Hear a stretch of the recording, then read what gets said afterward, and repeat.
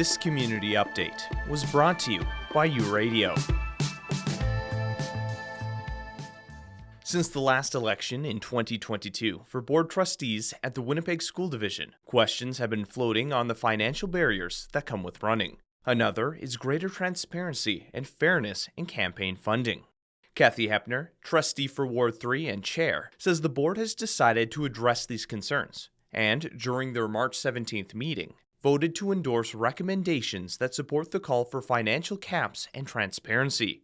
The vote was unanimous. The other piece to it is just being accountable to the constituents. So after we were elected in 2022, Maggie McIntosh was, contacting a lot of us and asking, well, where did you get your funding? Like who supported you?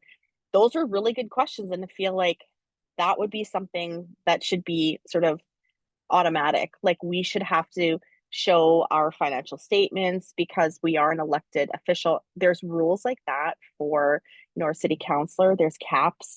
There's caps for MLAs, MPs. The school board level of government is the only level that doesn't have election financing legislation, explains Tom Sims, a representative of Just Elections. There's a lot of things that can be done that are legal, but that they're not fair. The recommendations by Just Elections are part of a 12-point plan to ensure school board elections are free from financial influence. Yeah, that was the main reason why we organized Just Elections, was to look at the equity issue around school board election campaigns. And, one of the themes around equity is that there shouldn't be unfair advantages based on how much money you have, whether it's your own personal money, whether it's coming from some kind of organization's contribution, whether it's coming from out of province.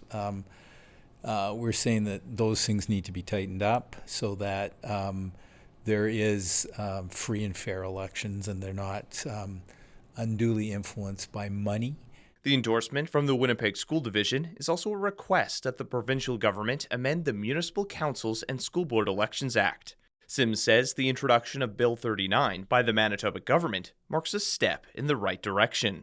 We really appreciate, the work and acknowledge there's, great work and leadership that's been taken by the government on this. This has been not dealt with by, for the past 30 years. So it's a series of governments that haven't dealt with this. So it's good that the government's taking that lead. Some of the positives Sims sees from the bill are provisions prohibiting corporate and union donations, limiting contributions from outside the province, and requiring financial disclosures from candidates.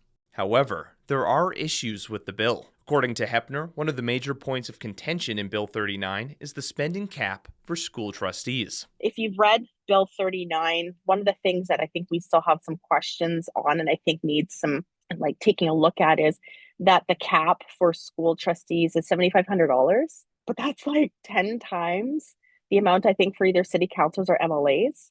And so we think that number needs to be adjusted, lowered considerably. The current version of Bill 39 is not set in stone, with community consultations being held to develop amendments. But I think it's important to have community consultations and to have that open to the public so that it allows for anyone in the community to come and speak. And it also doesn't preclude from anybody to go and make their comments as an individual to this legislation. All these decisions are to ensure fair elections, says Sims, and to ensure money isn't the influence for who's sitting around the decision-making table.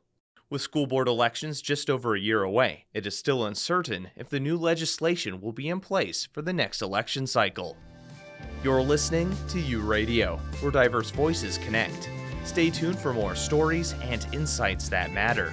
With U Multicultural and the Local Journalism Initiative, I'm Ryan Funk.